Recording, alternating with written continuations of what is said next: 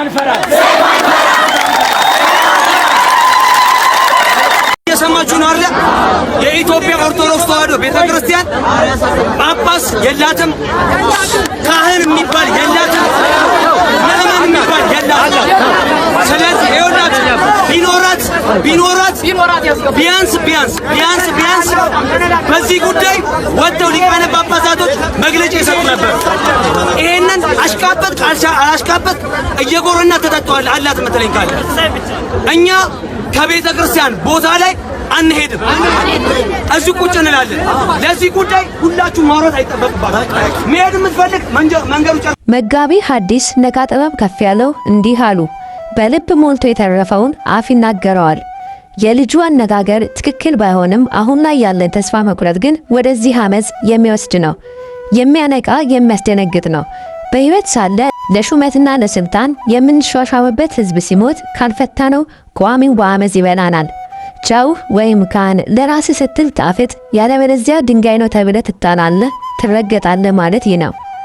ማቴዎስ 5:13 እንዲህ ይላል፣ እናንተ የምድር ጨው ናችሁ። ጨው አልጫ ቢሆን ግን በምን ይጣፍጣል? ወደ ውጭ ተጥሎ በሰው ከመረገጥ በቀር ወደፊት ለምንም አይጠቅምም። ብፁዓን አባቶቻችን እባካችሁ አስቡበት፣ አገልጋዮችም እናስብበት። በመጀመሪያ ደረጃ ብፁዓን አባቶቻችን 4 ኪሎ ከመቀመጥ ውረዱ፣ የእኛን ህመም ታመሙልን፣ ቁስላችንን ቁሰሉልን። እየደማን ያለነው መደማታችንን ተመልከቱ። 4 ኪሎ መቀመጥ አይጠቅመን። ቤተክርስቲያንን ጠብቁልን። በቃ ዝም ብሎ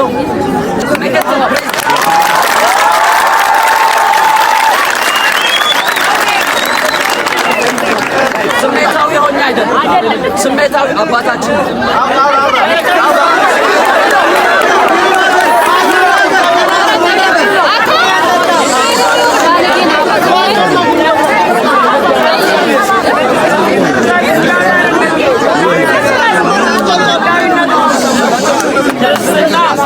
ክርስትና መታረር ነው። ክርስትና አምላካችንን መምሰል ነው። ያንን አምኜ ነው የወጣው። ቀደም ተይዣለሁ። የዛሬ 3 ዓመት በጣም በርካታ ወጣቶች ለቤተ ክርስቲያን ክብር እንቆማለን ብሎ ለቤተ ክርስቲያን ዘብ እንቆማለን ብሎ እኔን ጨምሮ ላፍቶ ፖሊስ ጣቢያ ታስሬያለሁ። ቤተ ክርስቲያን አልጠየቀችም። ልጄን የታሰሩ አላለችም። ሪስክ ቴክ ኃላፊነት አልወሰደችም። ቤተ ክርስቲያን ፐርሲስታንስ እና ኮሚትመንት ያስፈልጋታል። አባቶች፣ መሪዎች ቆራጥ ውሳኔ የሚያስተላልፉ ውሳኔያቸው ቆርጦ የሚጥል ዛሬ ማንም ቢናገር አይሰሙም። ብፁዓን አባቶች ቢናገር ይሳቅባቸው፣ ጮጮ ሲሰለቻቸው ይተዋል። ለምን? ራሳችንን አስደፈረ፣ ራሳችንን አስነካ። ቤተክርስቲያን አባቶች ብፁዓን አበው በተለይ 4 ኪሎ የተቀመጡ አባቶቻችን ያመኑ እንደሆነ አጥሮ ይስጧቸው፣ አንፈልገው። እነሱ ካመኑ እኛ እዚህ ዛሬ ደም ልንፋሰስ የመጣ ነው። የሰማዕቱ የቅዱስ እስጢፋኖስ ልጆች ነን። እኛም እሱ ያገኘውን በረከት ሰማዕትነት አያመልጣችሁ የሚል አንብቤያለሁ። አባታችን አቡነ ፖሊካርፕስ አባታችን ቅዱስ አግናጢዮስ ሲጎተት ሲሄድ እሱ አይቶ ሰማዕት እንደው እንደ አግናጢዮስ መቼ ነው ሰማዕትነት የምቀበለው ብሎ ተመኝቷል። እኔ እንደዛ ተመኝቼ ነው ከኃይሌ ጋርመንት የመጣው። ዛሬ ልሞት። የአባቶቻችን ዝምታ ገሎናል። የአባቶቻችን ዝምታ ብዙዎችን ላውሬ ራት አድርጎ ሰጥቷቸዋል። የአባቶቻችን ዝምታ ነገ ቦሌ መድኃኔዓለም ሊያሰግድ ይችላል። ይሄንን በደንብ ነው ማለት። እንዲሁም ቀሲስ ዲባኩሉ እንዲህ አሉ። እግዚአብሔር ሆይ ዝም ብዬ በጭካኔና በቸልታ ቆሜ ያየሁ ብዙ ወጎችን አስበላ ነበርና በዚህ ዘመን ጳጳስ ስላላደረከኝ አመሰግናለሁ። እንዲህ ብዬ ግን እጠይቅሃለሁ፣ በጎችን ያለ እረኛ ለምን ተውካቸው? አያሳዝኑህም? ተው ፍረድ።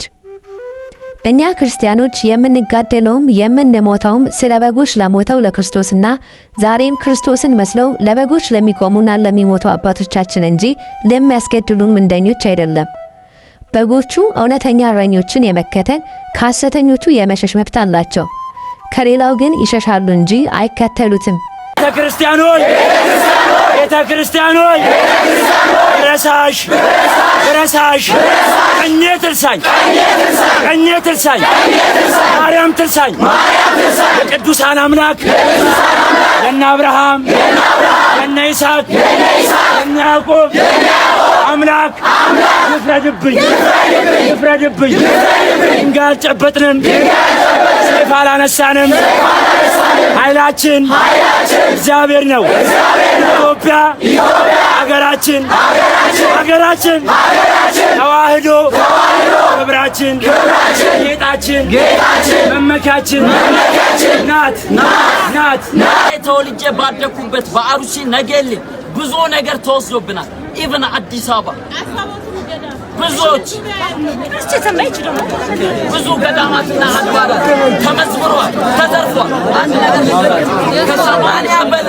ከሰማንያ በላይ አብያተ ክርስቲያናት እንደ ጧፍ ሲቀጣጠሉ የመንግስት አካላት ይቅርታ ጠይቁ፣ ሽፋን የመስጠት ኃላፊነት ነበረባችሁ ሲባል አላደርግም ነው ያሉት። በሁሉ ጊዜ ክርስቲያን ኦርቶዶክሳውያን ከመጮ ያለፈ ውጤት ሊያስመዘግቡ ስለማይችሉ ከመጮ ያለፈ ፈሪ ውሻ ጅብ ካለፈ ይጮህ እንጮዋለን። ሶሻል ሚዲያ ፌስቡክ ላይ እንጮዋለን፣ እንለፈልፋ። ከዛ ያለፈ ውጤት ግን የለም።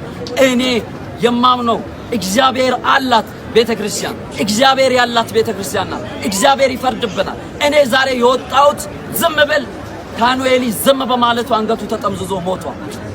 እኔ ዝም ብል ስለዚህ የቤተክርስቲያን ውለታ አለብኝ። ቤተክርስቲያን ከልጅነት እስከ ማረግ እዚህ ድረስ አድርሳኛለች። በብዙ ነገር ኮትኩታ አሳድጋኛለች። የዛሬ ስንት ዓመት 80 አብያተ ክርስቲያናት እንደ ጧፍ ሲቀጣጠሉ ሽፋን ያልሰጠ ያንን ለመቃወም ታስታውስ ይሆናል። መስከረም 4 ቀን ሰላማዊ ሰልፍ ጥሪ ተደረገ።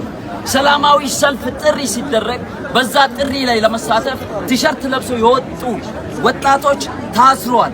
ብዙዎች ተደብድበዋል። ብዙዎች ደምቷል። የሞቱ ሰዎችም አሉ። ለዚያ ኃላፊነት የሚወስዱ ማን?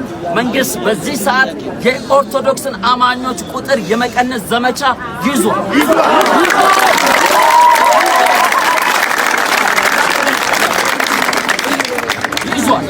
ያኔ ካሳ የሚያስፈልጋት የኢትዮጵያ ኦርቶዶክስ ተዋሕዶ ቤተክርስቲያን ናት።